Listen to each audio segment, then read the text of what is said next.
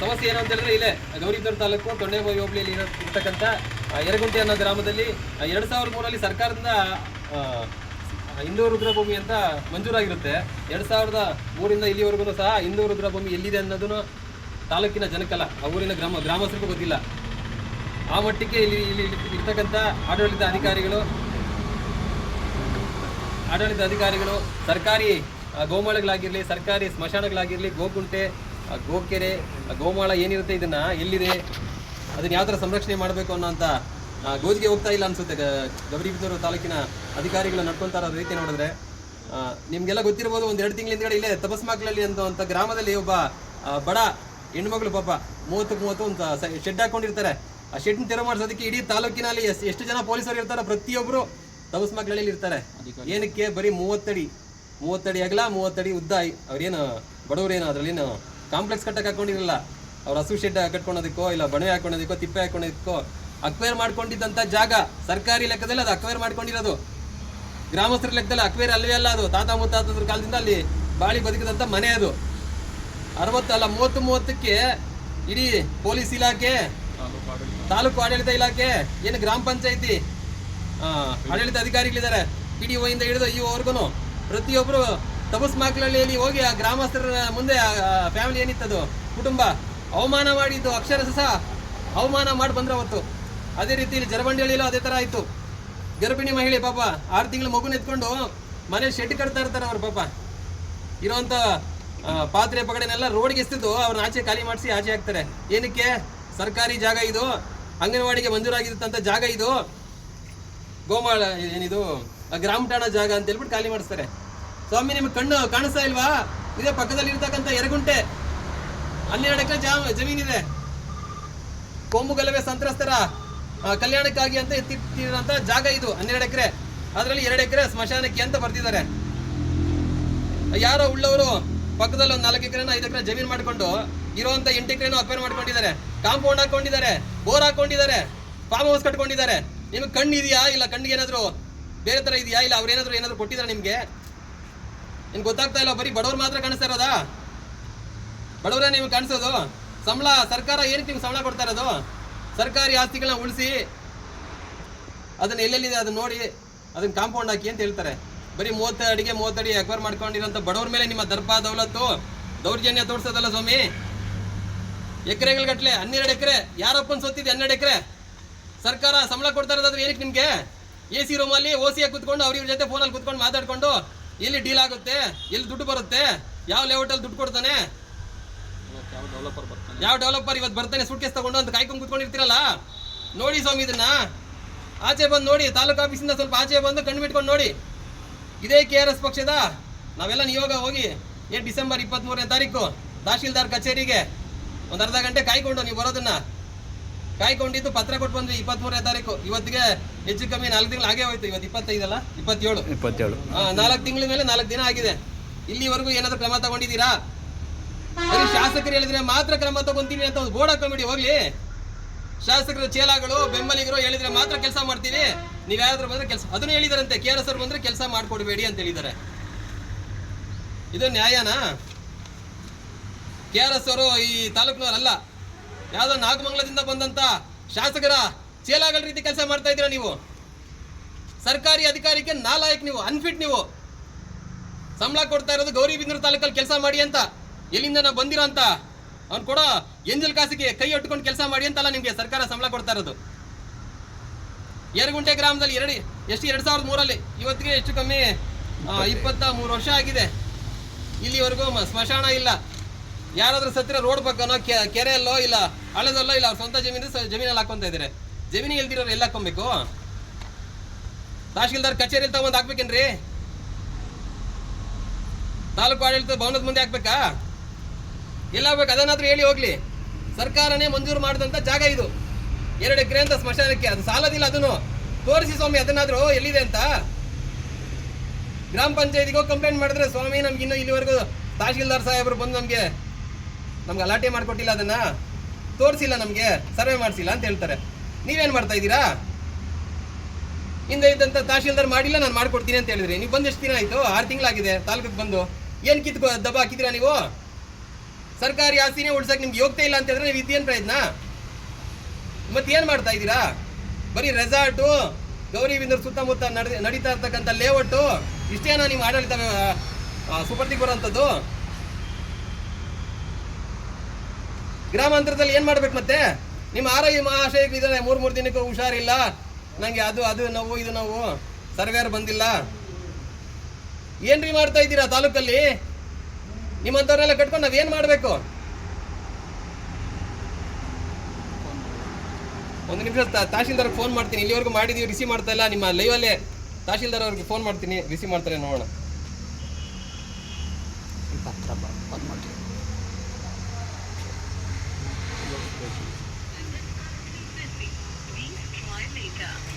ನೀವು ಡಯಲ್ ಮಾಡಿದ ನಂಬರ್ ಸದ್ಯ ಕಾರ್ಯನಿರತವಾಗಿದೆ. ದಯವಿಟ್ಟು ಸ್ವಲ್ಪ ಸಮಯದ ನಂತರ आपके द्वारा डायल किया गया नंबर अभी व्यस्त है. कृपया कुछ समय पश्चात प्रयास करें. ಇದು ಗೌರಿಬಿದನೂರು ತಹಶೀಲ್ದಾರ್ ನಂಬರ್. ಇದು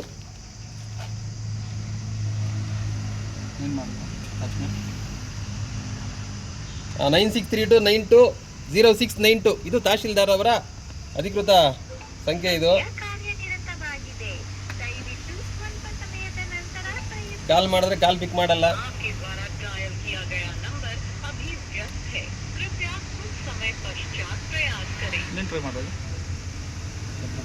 ಬಿಸಿ ಬರ್ತಾ ಇದೆ.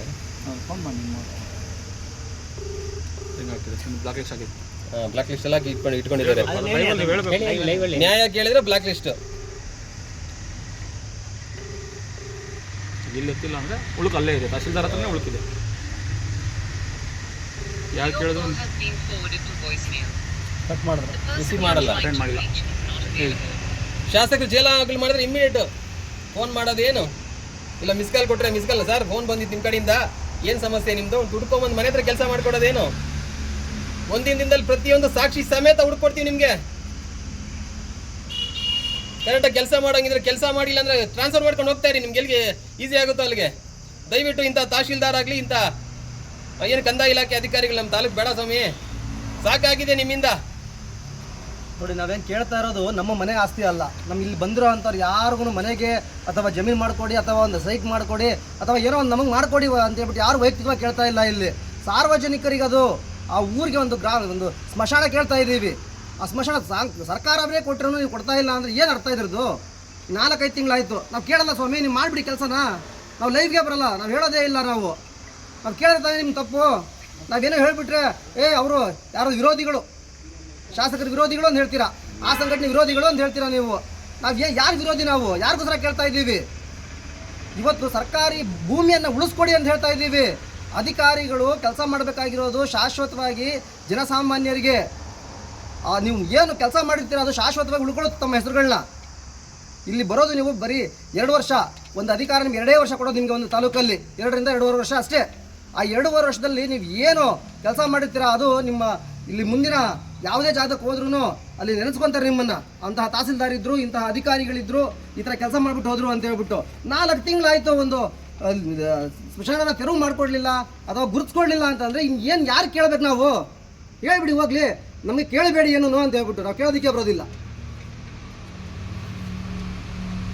ಒಟ್ಟು ತಾಲೂಕಲ್ಲಿ ಅಧಿಕಾರಿಗಳು ಇಲ್ಲಿ ಯಾರಿದ್ದಾರೆ ಆಡಳಿತದಲ್ಲಿ ಅವ್ರ ಮಾತ್ರ ನಡೆಯುತ್ತೆ. ಬಡ ಸಾಮಾನ್ಯ ಜನರಿಗೆ ಏನೂ ಕೇಳೋಕ್ಕೆ ಬರಬಾರ್ದು. ಲಾಸ್ಟ್ ಟೈಮಲ್ಲಿ ನಾವು ಯುವ ಆಫೀಸ್ ಹತ್ರ ನೋಡಿದ್ರಿ, ಯಾವುದೋ ಅಜ್ಜಿ, ಗಂಗಸಂದ್ರದ ಅಜ್ಜಿ, ಆ ಮನೆ ಇಲ್ಲ, ಒಬ್ಬರೇ ಇರೋದು ಪಾಪ. ಅವರು ಒಬ್ಬರೇ. ಅವ್ರು ಹೇಳ್ತಾರಂತೆ, ಅವರು ಅಲ್ಲಿ ಹೋದ್ರೆ ನಿಮಗೆ ಜೈಲಿಗೆ ಹಾಕ್ಸ್ಬಿಡ್ತೀನಿ ಅಂತ ಹೇಳ್ತಾರಂತೆ ಪಂಚಾಯತಿ ಅವರು, PDO ಅವರು. ಎಲ್ಲಿದೆ ಹಂಗಾರೆ ಅಧಿಕಾರ? ಅರೆ ಬಲಿಷ್ಠರಿಗೆ ಮಾತ್ರ ಅಧಿಕಾರನಾ? ಹಣವಂತರಿಗೆ ಮಾತ್ರ ಅಧಿಕಾರನಾ? ನೋಡಿ, ಇದನ್ನ ನೀವು ಗಮನ ಇಟ್ಕೊಳ್ಳಿ.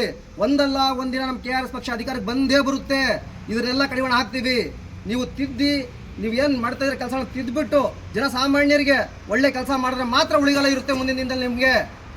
ಬರೀ ತಾಲೂಕು ಆಡಳಿತ ಅಲ್ಲ, ಗೌರಿಬಿದನೂರಲ್ಲಿರುವಂಥ ಎಲ್ಲ ಅಧಿಕಾರಿಗಳಿಗೂ ನಾವು ಇದೊಂದು ನೇರ ಸವಾಲನ್ನ ಹಾಕ್ತಾ ಇದ್ದೀವಿ. ನೀವು ಮಾಡಬೇಕಾಗಿರೋ ಸಾರ್ವಜನಿಕರಿಗೆ ಹೊರತು ಯಾವುದೇ ಒಂದು ಲೀಡರ್ಸ್ಗಲ್ಲ ಅಥವಾ ಯಾವುದೋ ಒಂದು ಶಾಸಕರದ ಹಿಂಬಾಲಕರಿಗಲ್ಲ. ನಿಮ್ಮ ಕೆಲಸ ಮಾಡೋಕ್ಕಾಗಲ್ಲ ಅಂದರೆ ದಯವಿಟ್ಟು ಹೋಗಿ ಇನ್ನೊಂದು ಆಫೀಸ್ಗೆ ಹೋಗ್ತೀರಾ ನೀವು, ಬೇರೆ ಎಲ್ಲೂ ಹೋಗಲ್ಲ. ನೀವು ಎಷ್ಟು ದಿನ ಅಂತ ಇರ್ತೀರಾ? ನೀವು ನೋಡ್ಬೋದು, ಅಲ್ಲಿ ಯಾವುದೋ ಒಂದು ದಾವಣಗೆರೆಯಲ್ಲಿ ಮಾಜಿ ಸಚಿವರಿಗೆ ಯಾವ ರೀತಿ ಒಂದು ಶಿಕ್ಷೆ ಆಯಿತು, ಅವ್ರು ಸಪೋರ್ಟ್ ಮಾಡಿದ್ದಕ್ಕೆ ಶಾಸಕರು ಸಪೋರ್ಟ್ ಮಾಡಿ ಪೊಲೀಸರು ಯಾರು ಜೈಲು ಶಿಕ್ಷೆ ಅನುಭವಿಸಿದ್ರು ಅಂತ ನೋಡ್ಬೋದು ನೀವು. ಸತ್ಯ ಯಾವತ್ತಿದ್ರೂ ಹೊರಗಡೆ ಬಂದೇ ಬರುತ್ತೆ. ಹಾಗಾಗಿ ನೀವು ಮಾಡುವಂಥ ಕೆಲಸಗಳು ನಿಯತ್ತಿಂದ ಸಾರ್ವಜನಿಕರಿಗೆ ಅನುಕೂಲ ಆಗೋ ಕೆಲಸ ಮಾಡಿ. ಇಲ್ಲ ಅಂದರೆ ಮುಂದಿನ ದಿನದಲ್ಲಿ ಖಂಡಿತವಾಗ್ಲೂ ನೀವು ಕಾನೂನು ಪ್ರಕಾರ ನೀವು ಶಿಕ್ಷೆ ಅನುಭವಿಸ್ತೀರಾ. ಅಲ್ಲ, ಎಷ್ಟೋ ಗ್ರಾಮಗಳಲ್ಲಿ ಸರ್ಕಾರಿ ಜಾಗನೇ ಇರೋದಿಲ್ಲ, ಸರ್ಕಾರಿ ಜಾಗ ಇಲ್ಲ, ಅಲ್ಲಿ ಸ್ಮಶಾನ ಮಾಡೋದಕ್ಕಾಗೋದಿಲ್ಲ, ಸ್ಕೂಲ್ ಆಗೋದಿಲ್ಲ, ಹಾಸ್ಪಿಟ್ಲ್ ಕಟ್ಟೋದಕ್ಕೆ ಜಾಗ ಇಲ್ಲ ಅಂತ ಹೇಳ್ತಾರೆ. ಈ ಊರಲ್ಲಿ ಜಾಗ ಇದೆಯಲ್ಲ, ಜಿಲ್ಲಾಧಿಕಾರಿಗಳೇ ಮಂಜೂರು ಮಾಡಿದ್ದಾರೆ 2003 ತೆರವು ಮಾಡಿಸೋದಕ್ಕೆ. ಏನು ನಿಮಗೆ ದೊಡ್ಡ ರೋಗ?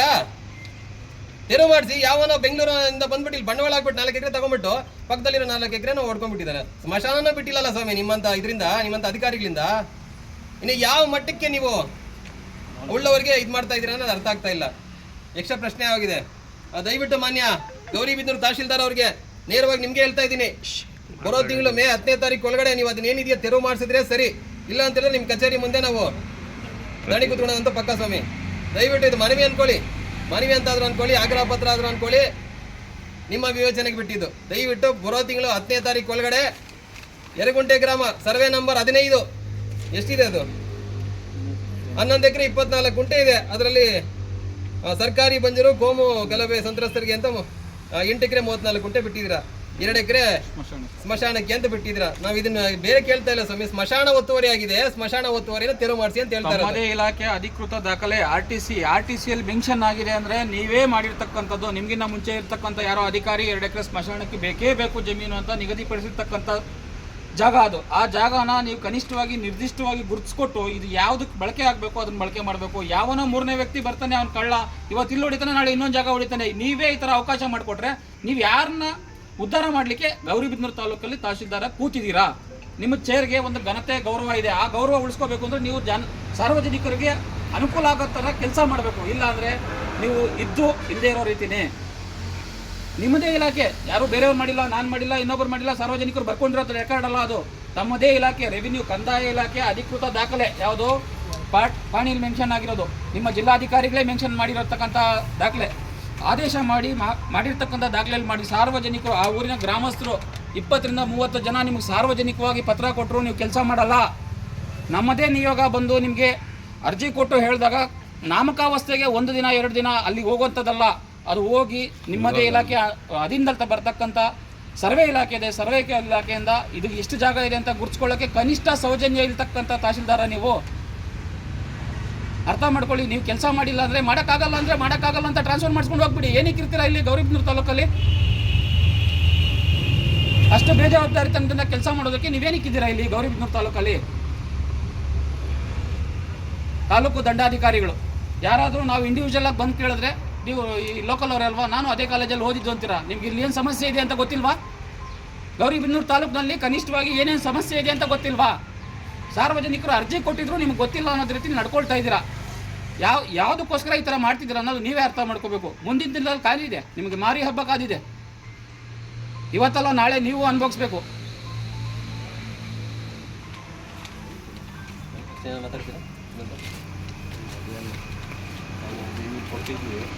ಕನಿಷ್ಠ ದೂರವಾಣಿ ಸಂಖ್ಯೆ ನಾನು ಮಾಡಿದ್ರೆ ಬ್ಲಾಕ್ ಲಿಸ್ಟ್ ಹಾಕಿದ್ದೀರಾ? ಮನೆ ದಂಡಾಧಿಕಾರಿಗಳೇ, ಸಾರ್ವಜನಿಕರು ಯಾವ್ದಾದ್ರು ಫೋನ್ ಮಾಡಿದ್ರೆ ದಯವಿಟ್ಟು ಅಟೆಂಡ್ ಮಾಡಿ ಮಾತಾಡಿ, ಕಷ್ಟ ಸುಖ ಕೇಳಿ. ನಿಮ್ಮ ಮನೆಯದು ನಾವು ಕೇಳಕ್ಕೆ ಬಂದಿಲ್ಲ ಸ್ವಾಮಿ. ಈ ತಾಲೂಕಿನ ಸಮಸ್ಯೆಗಳನ್ನ ನಿಮ್ಮ ಹತ್ರ ಹಂಚ್ಕೊಳೋದಕ್ಕೆ, ಇಲ್ಲ ಏನು ಕಂಪ್ಲೇಂಟ್ ಆಗಿರುತ್ತೆ ಅದನ್ನು ಮಾತಾಡೋದಕ್ಕೆ ಫೋನ್ ಮಾಡೋವಂಥದ್ದು. ಕನಿಷ್ಠ ಪಕ್ಷಕ್ಕೆ ಫೋನ್ ರಿಸೀವ್ ಮಾಡಿ ಏನು ಕಷ್ಟ ಸುಖ ಅನ್ನೋದಾದ್ರೂ ಹೇಳ್ಕೊಳ್ಳಿ. ಬ್ಲಾಕ್ ಲಿಸ್ಟ್ಗೆ ಹಾಕಿದ್ದೀರಾ ನನ್ನ ನಂಬರ್ನ? ಯಾವ ಉದ್ದೇಶಕ್ಕಾಗಿ ಬ್ಲಾಕ್ ಲಿಸ್ಟ್ಗೆ ಹಾಕಿದ್ದೀರಾ? ನೀವು ಸ್ವಚ್ಛವಾಗಿ ಕಾನೂನುಬದ್ಧವಾಗಿ ಕೆಲಸ ಮಾಡೋರಾಗಿದ್ರೆ ಫೋನ್ನ ಬ್ಲಾಕ್ ಲಿಸ್ಟ್ಗೆ ಹಾಕೋ ಅವಶ್ಯಕತೆ ಇರೋದಿಲ್ಲ. ನೀವು ಫೋನ್ ರಿಸೀವ್ ಮಾಡಿ. ಇವತ್ತಲ್ಲ ಅಂದರೆ ಸಂಬಂಧಪಟ್ಟ RI ಅವ್ರ ಕಾನ್ಫರೆನ್ಸ್ ತಗೊಳ್ಳಿ. ಅವ್ರು ಏನು ಮಾಡಿದ್ದಾರೆ, ಸರ್ವೆ ಡಿಪಾರ್ಟ್ಮೆಂಟ್ ಅವ್ರು ಏನು ಮಾಡಿದ್ದಾರೆ, ನಿಮ್ಮ ಗಮನಕ್ಕೆ ಇನ್ನೂ ರೆಕಾರ್ಡ್ ಕೊಡಲಿಲ್ಲ. ಕನಿಷ್ಠ 4 ತಿಂಗಳು ಬೇಕಾ ಒಂದು ಸ್ಮಶಾನ ರುದ್ರಭೂಮಿನ ಗುರುತಿಸ್ಕೊಡ್ಲಿಕ್ಕೆ? ಇಲ್ಲ ತಾಲೂಕು ಆಫೀಸ್ ಕಾಂಪೌಂಡಲ್ಲಿ ಜಾಗ ಮಾಡಿಕೊಟ್ಬಿಡಿ. ತಾಲೂಕಲ್ಲಿ ಯಾರೇ ಮರಣ ಹೊಂದಿದ್ರು ನಮ್ಮ ಕಾಂಪೌಂಡಲ್ಲಿ ಬಂದು ನೀವು ದಹನ ಸಂಸ್ಕಾರ ಮಾಡಬಹುದು ಅಂತ ನೀವೇ ಅಧಿಕೃತವಾಗಿ ಒಂದು ದಾಖಲೆ ಮಾಡಿಬಿಡಿ. ಇಲ್ಲೇನೆ ಗೌರಿಬಿದನೂರು ತಾಲೂಕು ತಹಶೀಲ್ದಾರ್ರೆ ನೀವು ಮಾಡಿ. ಆ ಥರ ಏನಾದರೂ ಇದ್ದರೆ ನಾವೇ ಖಂಡಿತವಾಗ್ಲೂ ಬರ್ತೀವಿ.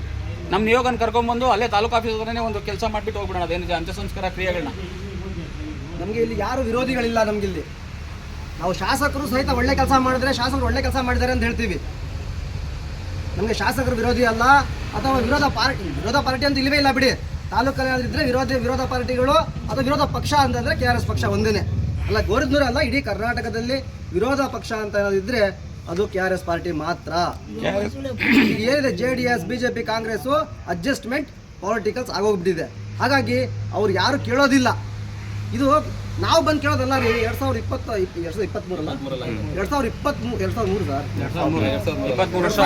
ಅಂದ್ರೆ 23 ವರ್ಷ ಯಾರು ಕೇಳ್ತಾ ಇಲ್ಲ ಅಂದ್ರೆ ಅಲ್ಲಿ ಅಧಿಕಾರಿಗಳು, ಇದರ ಅರ್ಥ ಏನು ಅಂದ್ರೆ ನಾವು ಜನಸಾಮಾನ್ಯರು ಹಾಗೆ ಇದ್ದೀವಿ.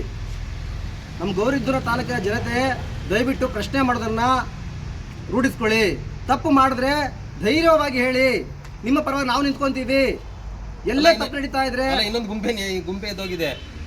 ಯಾರಾದ್ರೂ ಪ್ರಶ್ನೆ ಮಾಡಿದ್ರೆ 20-25 ವರ್ಷ ಎಲ್ಲಿದ್ದೆ, ಎಲ್ಲಿ ಮಲಗಿದ್ದೆ, ಬರೀ ಬ್ಯಾಡ್ ಕಾಮೆಂಟ್ಗಳು ಬರೋದು, ಬ್ಯಾಡ್ ಕಾಮೆಂಟ್ ಈ ತರ ಆಗೋದು. ಬ್ಯಾಡ್ ಕಾಮೆಂಟ್ ಇರ್ಲಿ. KRS ಪಕ್ಷದ ಟಿ ಶರ್ಟ್ ಕಂಡ್ರೆ ಫಸ್ಟ್ ಅವನ್ನ ಏನಿದೆಯೋ ಅವ್ನು ಹುಡ್ಕೊಳ್ಳಿ, ಅವ್ನ ಬ್ಯಾಕ್ಗ್ರೌಂಡ್ ಹುಡ್ಕೊಳ್ಳಿ. ಅವ್ನ ಮೇಲೆ ಯಾವ ಸುಳ್ಳು ಕೇಸ್ ಹಾಕಿದ್ರೆ ಅವ್ನು ಫಸ್ಟ್ ಸುಮ್ಮನೆ ಆಗ್ತಾನೆ. ಈ ಪ್ರಯತ್ನಗಳಂತೂ ಜಾಸ್ತಿ ಮಾಡ್ತಿದ್ದೀರಾ, ಮಾಡಿ, ಪರವಾಗಿಲ್ಲ ಮಾಡಿ. ಅಧಿಕೃತವಾಗಿ ನಿಮ್ಗೆ ದಾಖಲೆ ಸಿಕ್ಕಿ ನಾವು ತಪ್ಪು ಮಾಡಿದ್ವಿ ಅಂದ್ರೆ ನಾವೆಲ್ಲ ಯಾರೇ ಆದ್ರೂ ತಪ್ಪು ಮಾಡಿರೋರ ಮೇಲೆ ನೀವು ಆಕ್ಷನ್ ತಗೊಳ್ಳಿ. ಆದರೆ ಈ 4 ಎಕರೆ ಈಗ ಅಕ್ರಮವಾಗಿ ಒತ್ತುವರಿ ಮಾಡಿರೋರ ಮೇಲೆ ನೀವೇನು ಆಕ್ಷನ್ ತಗೊಂಡಿದ್ದೀರಾ ತಹಸೀಲ್ದಾರ್ರೆ? ತಗೊಳ್ಳೋಕ್ಕೆ ನಿಮ್ಗೆ ಯೋಗ್ಯತೆ ಇಲ್ವಾ? ಇಲ್ಲ ಅಂದರೆ ಇಲ್ಲ ಅಂತೇಳಿ. ಇಲ್ಲ, ನಿಮ್ಮ ಮೇಲಧಿಕಾರಿಗಳು ನೀವು ವರ್ಗಾವಣೆ ಮಾಡಿ, ನಮ್ಗೆ ಈ ಥರ ಆಗಿದೆ ತೊಂದರೆ, ನಾವು ಇವ್ರ ಮೇಲೆ ಆಕ್ಷನ್ ತಗೊಳಕ್ಕೆ ಆಗ್ತಿಲ್ಲ ಅಂತ. ಮಾನ್ಯ ಜಿಲ್ಲಾಧಿಕಾರಿಗಳು ಈ ಸಮಸ್ಯೆ ಬಗ್ಗೆ ಖುದ್ದು ನೀವೇ ಪರಿಶೀಲನೆ ಮಾಡಬೇಕು. ತಾಲೂಕಿನಲ್ಲಿ ನೀವು ಕಾರ್ಯಕ್ರಮ ಮಾಡ್ತಿದ್ದೀರಾ, ಜಿಲ್ಲಾಧಿಕಾರಿಗಳ ಭೇಟಿ ತಾಲೂಕು ಕಂದಾಯ ಭವನಕ್ಕೆ ಗೌರಿಬಿದನೂರು ತಾಲೂಕಲ್ಲಿ ವಿಸಿಟ್ ಮಾಡ್ತಾ ಇದ್ದೀರಾ. ನೀವೇನಕ್ಕೋಸ್ಕರ ಬರ್ತಾ ಇದ್ದೀರಾ ಅಂತ ತಾಲೂಕಿನ ಜನತೆಗೆ ಗೊತ್ತಾಗ್ತಿಲ್ಲ. ನೀವು ಮಾಡೋ ಕಾರ್ಯಕ್ರಮ ಯಾರಿಗೋಸ್ಕರ? ಬರೀ ಅಧಿಕಾರ ವರ್ಗಕ್ಕೆ ಮಾತ್ರ ಮಾಡ್ತಾ ಇದ್ದೀರಾ? ಸಾರ್ವಜನಿಕರ ಸಮಸ್ಯೆ ಏನಾದರೂ ಇದೆಯಾ, ಅದು ಪರಿಹಾರ ಮಾಡೋದಕ್ಕೋಸ್ಕರ ಮಾಡ್ತಾ ಇದ್ದೀರಾ? ಎಲ್ಲೋ ಸೈಟ್ ಅಲಾಟ್ಮೆಂಟ್ ಆಗಿದೆ, ಸೈಟ್ಗಳನ್ನ ಅಳತೆ ಮಾಡಕ್ಕೆ ಬಂದಿದ್ವಿ, ಆಯಿತು, ಸಾರ್ವಜನಿಕರಿಗೆ ಗೊತ್ತಾಗಲಿ. ನಿಮಗೆ ಗೊತ್ತಾಗಬಾರ್ದು ಅಂತ ಏನಾದರೂ ಇದೆಯಾ? ಸಾರ್ವಜನಿಕರಿಗೆ ಗೊತ್ತಾದರೆ ನಿಮ್ಗೇನಾದ್ರು ತೊಂದರೆ ಆಗುತ್ತಾ? ತಾಲೂಕಿನ ಹೆಚ್ಚಿನ ದೂರುಗಳು ಬರುತ್ತಲ್ಲ, ಆ ದೂರು ಬರೋವಾಗ ಆ ದೂರುದಾರರನ್ನ ಕನಿಷ್ಠವಾಗಿ ಕರೆಸ್ಕೊಳ್ಳಿ. ತಹಶೀಲ್ದಾರ್ನ, ಯಾವ ಕನ್ಸರ್ನ್ ಆಫೀಸರ್ ಯಾರಿದ್ದಾರೆ, RI VA ಕರೆಸ್ಕೊಂಡು ಏನು ಸಮಸ್ಯೆ ಅಂತ ಪರಿಹಾರ ಮಾಡೋ ಸೌಜನ್ಯ ಇರ್ತಕ್ಕಂಥ DC ಅಲ್ವಾ ನೀವು? ಬರ್ತೀರಾ, ನಿಮ್ಮ ಕಾರ್ಯಕ್ರಮ ಬರ್ತೀರಾ, ಅಧಿಕಾರಿ ವರ್ಗನ ಕರ್ಕೊಳ್ತೀರಾ, ಜೊತೆಲಿ ಬಿಲ್ಡಪ್ಗೆ ಒಂದು 4 ಫೋಟೋ ಹಾಕ್ತೀರಾ, ಫೇಸ್ಬುಕ್ಕಲ್ಲಿ ಪ್ರಚಾರ ಮಾಡ್ತೀರಾ. ನೀವೆಲ್ಲ ಪ್ರಚಾರ ಮಾಡಬೇಕಾದ್ರು ನೊಂದವರು ನಮ್ಗೆ ಈ ಥರ DC ಒಳ್ಳೆಯವರಪ್ಪ, ಈ ಥರ ಜಿಲ್ಲಾಧಿಕಾರಿ ಬಂದಿದ್ರು, ಇಂಥ ಸಮಸ್ಯೆನ ಖುದ್ದು ಬಂದು ಅವರೇ ಪರಿಶೀಲನೆ ಮಾಡಿ ಮಾಡಿಕೊಟ್ಟು ಹೋದ್ರು. ಪ್ರತಿ ಮಂಗಳವಾರ, ತಿಂಗಳಲ್ಲಿ ಪ್ರತಿ ಮಂಗಳವಾರ ನೀವು ಒಂದೊಂದು ತಾಲೂಕು ವಿಸಿಟ್ ಮಾಡಬೇಕು. ನೀವು ಮಾಡ್ತಾ ಇದ್ದೀರಾ, ನಿಮ್ಮ ಫೋಟೋಗಳು ನಿಮ್ಮ ಅಧಿಕೃತ ಫೇಸ್ಬುಕ್ ಪೇಜ್ನಲ್ಲಿ ನೋಡಿದ್ರೆ ನೀವು ಮಾಡ್ತಾ ಇದ್ದೀರಾ ಅಂತ ಗೊತ್ತಾಗ್ತಿದೆ. ಯಾರಿಗೋಸ್ಕರ ಮಾಡ್ತಿದ್ದೀರಾ, ಏನು ಮಾಡ್ತಿದ್ದೀರಾ ಅಂತ ಗೊತ್ತಾಗ್ತಿಲ್ಲ. ಕನಿಷ್ಠ ತಾಲೂಕಿನ ಸಾರ್ವಜನಿಕರಿಗೆ ಗೊತ್ತಾಗ್ತಿಲ್ಲ ನೀವೇನು ಮಾಡ್ತಿದ್ದೀರಾ ಅನ್ನೋದು. ಬರೀ ತಾಲೂಕು ಆಫೀಸ್ಗೆ ಬಂದೋಗೋದಲ್ಲ, ಅದು ಸಾರ್ವಜನಿಕರ ಕುಂದುಕೊರತೆಗಳು ಏನಿದ್ದಾವೆ, ಸಮಸ್ಯೆಗಳೇನಿದ್ದಾವೆ. ಮೊನ್ನೆ ರೀಸೆಂಟಾಗಿ ನೋಡ್ಬೋದಾಗಿತ್ತು, ಗೃಹ ಸಚಿವರು ಮಾಡಿರ್ತಕ್ಕಂಥ ಕಾರ್ಯಕ್ರಮದಲ್ಲಿ ನಮ್ಮ ರಾಜ್ಯ ಉಪಾಧ್ಯಕ್ಷರು ಮತ್ತು ಕಾರ್ಯದರ್ಶಿಗಳು ದೂರು ಕೊಡಕ್ಕೆ ಹೋದರೆ ಅವ್ರ ಮೇಲೆ ಸುಳ್ಳು ಪ್ರಕರಣ. ನೀವು ಮಾಡೋ ಕಾರ್ಯಕ್ರಮದ ಬಗ್ಗೆ ಇನ್ಫಾರ್ಮೇಷನ್ ಗೊತ್ತಿದ್ರೆ ಬರ್ತಾರೆ. ಸಾರ್ವಜನಿಕರು ಯಾಕೆ ಬರೋಲ್ಲ ನಿಮ್ಮ ಹತ್ರ ಸಮಸ್ಯೆ ಹೇಳ್ಕೊಂಡು ಬರೋರ ಮೇಲೆ ಸುಳ್ಳು ಪ್ರಕರಣ ಆಗ್ತೀರಾ ಅಂದರೆ ನೀವು ಎಷ್ಟು ಮಟ್ಟಿಗೆ ಕಾನೂನು ಉಲ್ಲಂಘನೆ ಮಾಡ್ತೀರಾ ಅನ್ನೋದು ನೀವು ಅರ್ಥ ಮಾಡ್ಕೋಬೇಕು. ಇಷ್ಟು ಹೇಳಿ